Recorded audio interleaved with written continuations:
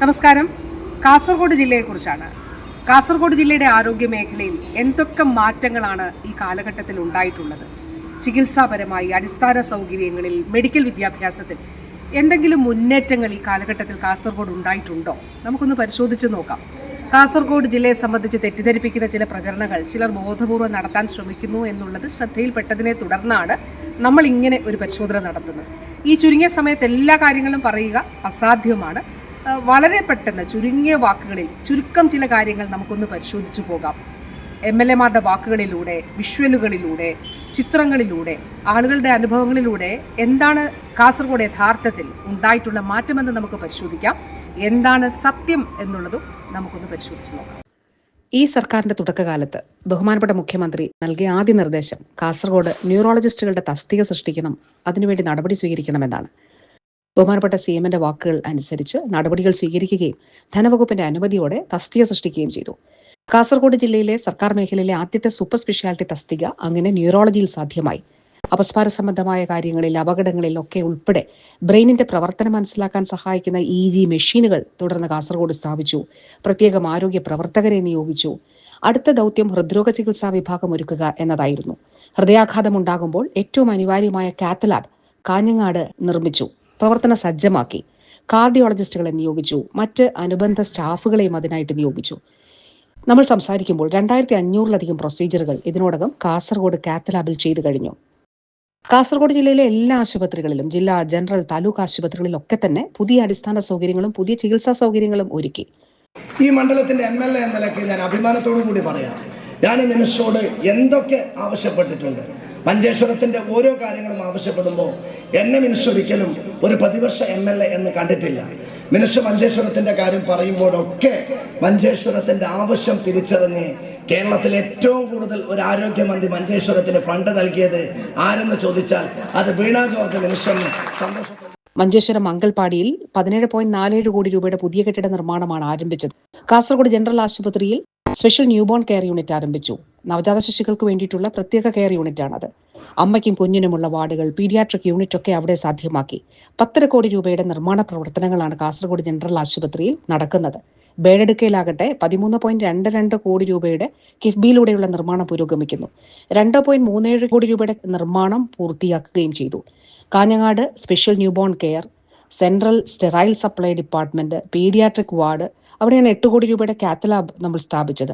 Bronchoscopy ഉൾപ്പെടെയുള്ള ചികിത്സാ സേവനങ്ങളും കാഞ്ഞങ്ങാട് സാധ്യമാക്കി. കാഞ്ഞങ്ങാട് അമ്മയും കുഞ്ഞും ആശുപത്രി നിർമ്മാണം പൂർത്തിയാക്കി ഈ കാലഘട്ടത്തിൽ പ്രവർത്തനം ആരംഭിച്ചു. മോഡുലർ ഓറ്റുകൾ ഉൾപ്പെടെ ഇവിടെയുണ്ട്. നീലേശ്വരത്ത് പുതിയ ലേബർ ബ്ലോക്ക്, തൃക്കരിപ്പൂരിൽ OPD ട്രാൻസ്ഫർമേഷൻ, ലക്ഷ്യ നിലവാരത്തിലേക്കുള്ള ഓപ്പറേഷൻ തിയേറ്റർ, വാർഡ് എന്നിങ്ങനെ സാധ്യമായതെല്ലാം താലൂക്ക്, ജില്ലാ, ജനറൽ ആശുപത്രികളിൽ ഈ കാലഘട്ടത്തിൽ സാധ്യമാക്കി. ചുരുക്കം ചില കാര്യങ്ങൾ മാത്രമാണ് ഇവിടെ പറഞ്ഞത്.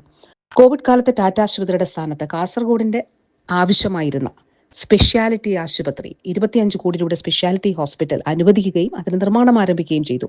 അതിവേഗം പുരോഗമിക്കുന്നു. ഈ അടുത്താണ് അതിന്റെ നിർമ്മാണ ഉദ്ഘാടനം നിർവഹിച്ചത്. മംഗലപ്പാടി, പെരിയ, മൂളിയാർ, നീലേശ്വരം, വെള്ളരിക്കുണ്ട് എന്നിവിടങ്ങളിൽ ഡയാലിസിസ് യൂണിറ്റുകൾ തുടങ്ങുകയും ഡയാലിസിസ് ആരംഭിക്കുകയും ചെയ്തു. ഇനി മെഡിക്കൽ വിദ്യാഭ്യാസ രംഗത്തെക്കുറിച്ചാണ്. കാസർഗോഡ് ജില്ലയുടെ ചരിത്രത്തിൽ മെഡിക്കൽ വിദ്യാഭ്യാസ രംഗത്ത് ഏറ്റവും വലിയ നേട്ടമുണ്ടാക്കിയ ഒരു കാലഘട്ടമാണ് ഇത്. കാസർഗോഡ് സർക്കാർ മെഡിക്കൽ കോളേജ് എന്ന സ്വപ്നം യാഥാർത്ഥ്യമാക്കാൻ നമുക്ക് കഴിഞ്ഞു. 50 കുട്ടികളോടുകൂടി national medical commission medical college തുടങ്ങുന്നതിന് അനുമതി നൽകി. മെഡിക്കൽ കോളേജ് മാത്രമല്ല, ഒരു ഗവൺമെന്റ് നഴ്സിംഗ് കോളേജും ഈ കാലഘട്ടത്തിൽ കാസർഗോഡ് ജില്ലയ്ക്ക് അനുവദിക്കാൻ കഴിഞ്ഞു. നാഷണൽ മെഡിക്കൽ കമ്മീഷന്റെ നിർദ്ദേശപ്രകാരമുള്ള എല്ലാ മാനദണ്ഡങ്ങളും പൂർത്തിയാക്കി നടപടികൾ സ്വീകരിച്ചതിന്റെ അടിസ്ഥാനത്തിലാണ് കാസർഗോഡ് മെഡിക്കൽ കോളേജ് അനുവദിക്കപ്പെട്ടത്. NMCയുടെ അംഗീകാരം എന്ന് പറയുന്നത് ചില്ലറ കാര്യമല്ല എന്ന് എനിക്ക് നല്ലതുപോലെ അറിയാം. NMCയുടെ അംഗീകാരം ചില്ലറ കാര്യമല്ല. അത് കാസർഗോഡിനെ സംബന്ധിച്ചിടത്തോളം വലിയൊരു ലാൻഡ് മാർക്കാണ്. അതിൽ ബഹുമാനപ്പെട്ട മന്ത്രിയുടെ കയ്യൊപ്പുണ്ട് എന്ന് ഞങ്ങളെല്ലാവരും വളരെ നന്ദിയോടെ സ്മരിക്കുന്നു. കാസർഗോഡ് ജനറൽ ആശുപത്രിയാണ് മെഡിക്കൽ കോളേജിന്റെ ആശുപത്രിയായി പരിഗണിച്ചിട്ടുള്ളത്. ഇതാണ് കാസർഗോഡ് മെഡിക്കൽ കോളേജ് എന്ന് കാണിച്ചുകൊണ്ട് പണി പൂർത്തീകരിക്കാത്ത ഒരു കെട്ടിടം വിഷ്വലുകളിൽ പ്രചരിക്കുന്നില്ലേ? അത് കാസർഗോഡ് മെഡിക്കൽ കോളേജിന്റെ ഒരു ബ്ലോക്കാണ്. കഴിഞ്ഞ 4 വർഷമായി ഹൈക്കോടതിയിൽ കേസ് നടന്നു വന്നിരുന്നൊരു ബ്ലോക്കാണത്. ഈ കെട്ടിടത്തിന്റെ നിർമ്മാണം വ്യവഹാരങ്ങളാൽ തടസ്സപ്പെട്ടു എങ്കിലും ഇതേ സമയത്ത് തന്നെ സംസ്ഥാന സർക്കാർ ഫണ്ട് അനുവദിച്ചുകൊണ്ട് ഹോസ്റ്റലുകൾ, സ്റ്റാഫ് ക്വാർട്ടേഴ്സുകൾ എന്നിവ നിർമ്മിക്കുകയും പ്രവർത്തന സജ്ജമാക്കുകയും ചെയ്തു. UDFന്റെ കാലത്ത് ആരംഭിക്കാതിരിക്കുകയും കഴിഞ്ഞ സർക്കാരിന്റെ കാലത്ത് ആരംഭിച്ചെങ്കിലും കോവിഡ് മൂലം പൂർത്തീകരിക്കാതിരിക്കുകയും ചെയ്ത ആ കെട്ടിടത്തിന്റെ കരാറുകാരൻ ബഹുമാനപ്പെട്ട കേരള ഹൈക്കോടതിയെ സമീപിക്കുകയും ഒരു റിട്ട് പെറ്റീഷൻ സമർപ്പിക്കുകയും ചെയ്തു. 2022 മുതൽ ഹൈക്കോടതിയിൽ കേസ് നടന്നു വന്നു. അതിന്റെ നടപടികൾ സ്വീകരിച്ചു. വീണ്ടും കേസായി. അങ്ങനെ ഏറ്റവും അവസാനം 2025 ഈ കേസ് അവസാനിക്കുന്നത്. ഏതാനും മാസങ്ങൾക്ക് മുൻപ് ഹൈക്കോടതിയിലെ കേസ് പൂർത്തിയാകുന്നതുവരെ ഈ കെട്ടിടത്തിൽ പുതിയ നിർമ്മാണം സാധ്യമാകുമായിരുന്നില്ല. കേസ് പൂർത്തിയായ ഉടനെ തന്നെ നിർമ്മാണം ആരംഭിക്കുന്നതിന് വേണ്ടിയിട്ടുള്ള നടപടികൾ സ്വീകരിക്കുകയും ടെൻഡർ ക്ഷണിക്കുകയും ടെൻഡർ നടപടികൾ അതിന്റെ ഫൈനൽ ഘട്ടത്തിൽ എത്തുകയും ഈ പുതിയ കരാറുകാരനുമായി എഗ്രിമെന്റ് വെക്കുന്നതിന് വേണ്ടിയിട്ടുള്ള നടപടികളാണ് നടന്നു വരുന്നത്. ഇതിനുള്ള പണം 169 കോടി രൂപ കിഫ്ബിയിലൂടെയാണ് സംസ്ഥാന സർക്കാർ അനുവദിച്ചിട്ടുള്ളത്. 169 കോടി രൂപയ്ക്ക് ഇത് പൂർത്തീകരിക്കുകയും അത്യാധുനിക എക്യുപ്മെന്റ്സ് ഇവിടെ ലഭ്യമാക്കുകയും ചെയ്യുക എന്നുള്ളതാണ് ഒരു സർക്കാരിന് ഈ കാലയളവിൽ സാധ്യമായ എല്ലാ കാര്യങ്ങളും ഇവിടെ ചെയ്യുവാൻ നമുക്ക് കഴിഞ്ഞിട്ടുണ്ട്.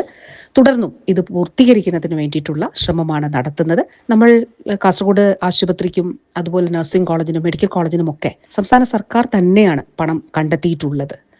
വർഷങ്ങളായി കേസിൽ കുടുങ്ങി നിർമ്മാണം നിലച്ചുപോയ കെട്ടിടത്തിന്റെ നിർമ്മാണം പൂർത്തീകരിക്കാൻ നമുക്ക് കഴിയും. കാസർഗോട്ടെ ജനങ്ങളെ തുടർന്നും ചേർത്ത് പിടിച്ചു തന്നെ മുന്നോട്ട് പോകും.